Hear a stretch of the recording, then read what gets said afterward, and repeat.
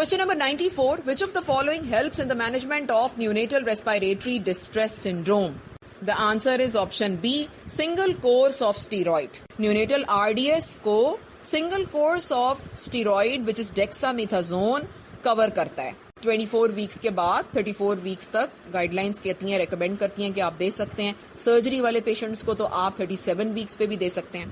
Question number 95. What causes hyperglycaemia in pregnancy? क्या चीज है? Glycogenolysis, lipolysis?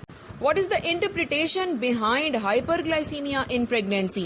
It is secondary to peripheral insulin resistance.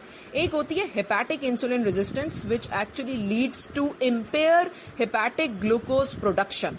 और एक होती है peripheral insulin resistance which leads to impair glucose uptake.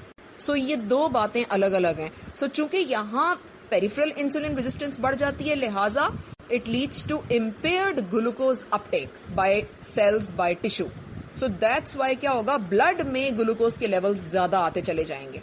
So इसी वजह से hyperglycemia होता है. So the answer here is option C, peripheral insulin resistance.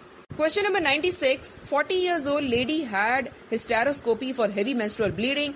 Post-operatively, she developed vomiting, shortness of breath, bradycardia and confusion. The most likely cause is option B, cerebral edema.